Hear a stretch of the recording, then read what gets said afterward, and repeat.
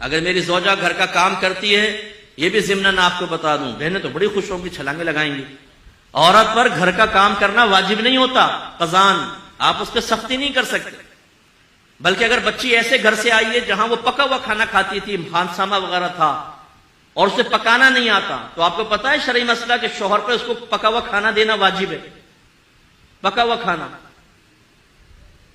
بیوی کے اوپر کپڑے دھونا، برتن دھونا، استری کرنا، بچے سنبھالنا کوئی واجب نہیں ہے، دودھ بھی پلانا ماں پر واجب نہیں ہوتا، ہاں اگر بچہ کسی اور ماں کا دودھ قبول نہ کرے تو الگ بات ہے، پھر اس کو پلانا واجب ہوگا، ورنہ ماں پہ دودھ تک پلانا بچے کو واجب نہیں ہوتا۔ یہ آپ نے دین کبھی سیکھا ہے؟ بیچاری ساری بہنیں ہماری چولہے کے سامنے کھڑی ہو کر 4-4 5-5 گھنٹے میں ڈشیں تیار کرتی ہیں، اور جب کھانا آپ کے سامنے لے کر آتی ہیں تو آپ لات مار کے کھانا پھینک دیتے ہیں، یہ بنا کے لائیے، نمک تیز ہے، بوٹی گلی نہیں، مرچیں تیز ہو گئی، کہاں ہے آج کل تیرا ذہن؟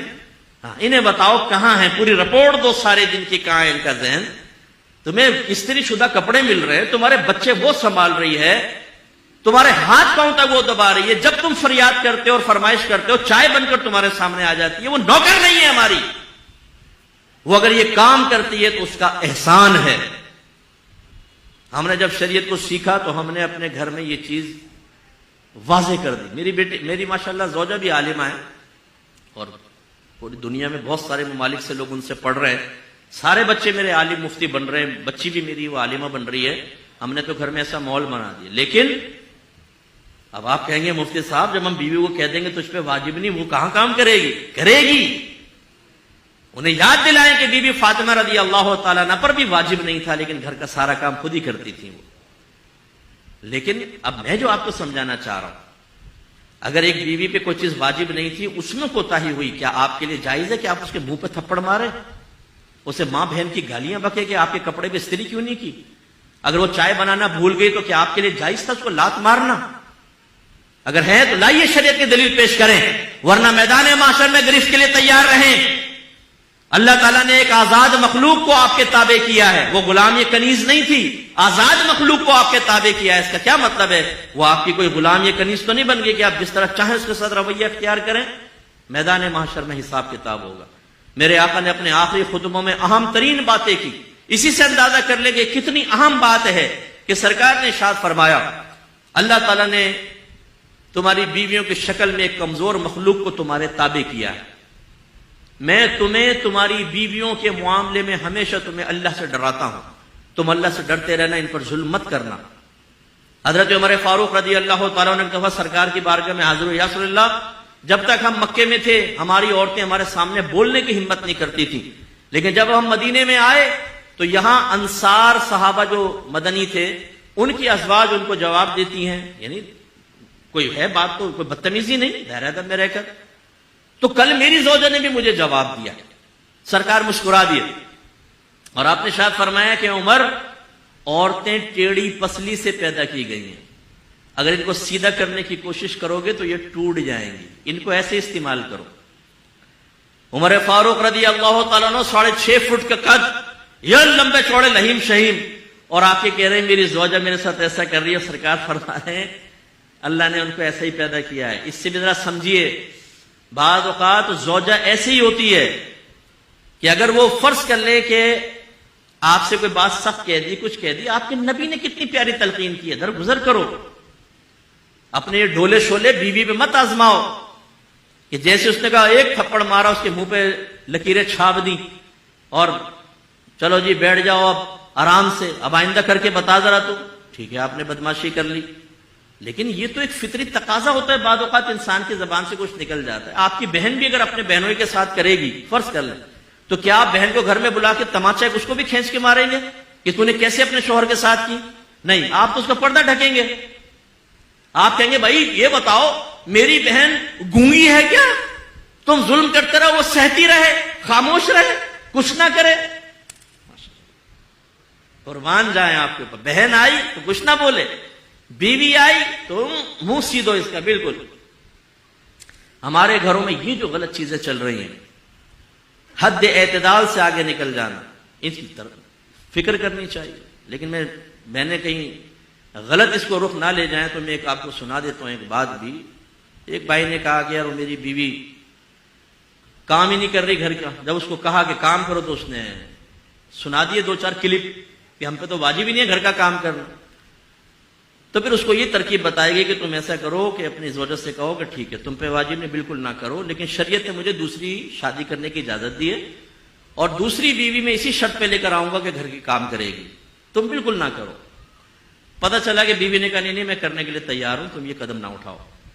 تو یہ بہنوں کو بھی چاہیے دیانتاً گھر کا کام کرے. لیکن میں جو آپ کو سمجھانا چاہ رہا ہوں، اب یہ دیکھیں، میری والدہ ابھی فوت ہوئی ہیں، والد بھی تھے والدہ. ہم نے زوجہ کو صاف بتا دیا تھا کہ آپ پر ہمارے ماں باپ کی خدمت کرنا واجب نہیں ہے، لیکن ماں باپ سمجھ کے کریں گی تو آپ ہمارا دل جیتیں گی، ہماری دل جوئی ہوگی، خوشی ہوگی. نہیں کریں گی ہمیں کوئی شکوہ نہیں ہوگا آپ سے. یہ کلیئرلی ہمیں میسج دینا لازم ہے تاکہ ہمارے بچے بھی اس کو سیکھیں اور سمجھیں. تو آج اگر ہماری زوجہ گھر میں کوئی کام کرتی ہیں، زیادہ کام کرتی ہے، ہم دسترخوان پہ بیٹھے ہوتے ہیں، بچوں سے کہتے ہیں اپنی والدہ کا شکریہ ادا کرو کہ انہوں نے 4 گھنٹے چولہے کے سامنے کھڑے ہو کر تمہارے لیے کھانا بنایا، تمہارے کپڑے دھوئے ہیں، ہر چیز پہ شکریہ ادا کرتے ہیں، اس کی عادت بناتے ہیں تاکہ قدر و قیمت رہے.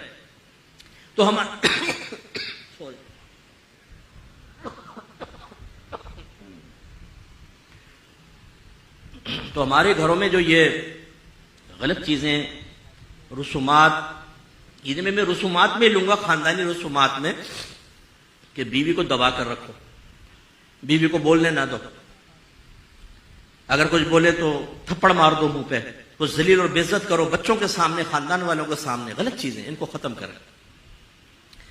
اسی طریقے سے میری بہنوں سے میری گزارش کہ اللہ تعالیٰ نے شوہر کا بہت حق رکھا ہے.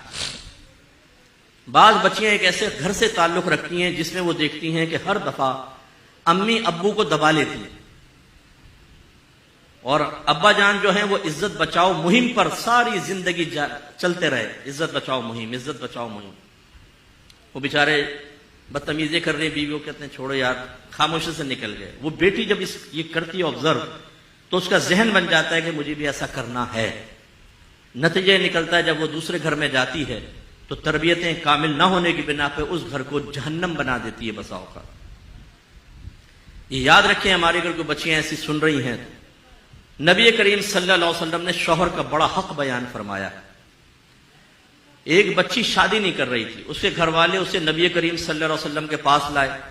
یا رسول اللہ یہ شادی نہیں کرتی. سرکار نے فرمایا تم کیوں شادی نہیں کرتی؟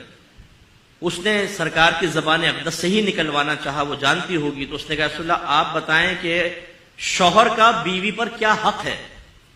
تو رحمت کونین صلی اللہ علیہ وسلم نے ارشاد فرمایا کہ شوہر کا بیوی پر یہ حق ہے کہ اگر اس کا پورا جسم خون اور پیپ سے بھرا ہو اور عورت اپنی زبان سے چاٹ کر اس کے بدن کو صاف کر دے تب بھی اس کا حق ادا نہیں کر سکتی. مراد کیا ہے؟ یہ معاذ اللہ یہ نہیں کہ کوئی حقیقت ایسا، مراد کیا؟ یہ قابل نفرت کام ہے. یعنی عورت شوہر کا حق اسی وقت ادا کر سکتی ہے جب اس کی طرف سے آنے والی تلخیوں، کمیوں کے اوپر صبر کرے اور اللہ کی رضا کے لیے اس کا گزارا ساتھ دیتی رہے. اتنا حق رکھا ہے. اور ایک روایت میں فرمایا کہ اگر میں مخلوق کو سجدہ کرنے کا حکم دیتا تو بیویوں کو حکم دیتا کہ اپنے شوہروں کو سجدہ کریں، لیکن سجدہ تو صرف اللہ کے لیے ہی جائز ہے.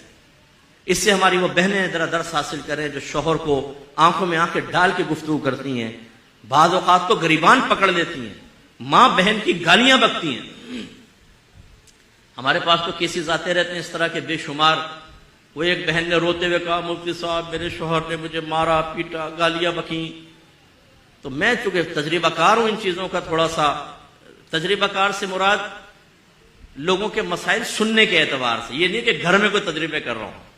تو میں نے ان خاتون سے کہا کہ آپ پہلے تو رونا بند کریں، پھر مجھے سچ سچ بتائیے گا آپ نے کیا کیا تھا. کہنے کہ میں نے بھی گریبان پکڑ کے کھینچا تھا اور گالیاں کڈی سی. لو جی بھیا آپ نے کیا کیا؟ یہ تو یہ ہمارے یہاں چل رہا ہے. ایک مخصوص کمیونٹی ہے ہمارے ملک میں، اس سے تعلق رکھنے والی ایک بچی تھی. اس نے اپنا بتایا کہ میں نے شوہر کو زمین پہ پٹک دیا اور چھری اس کی گردن پہ رکھ دی اور میں نے کہا دے 3 طلاق. اس نے 3 طلاقیں دے دی. مفتی صاحب ہو گئی 3 طلاقیں.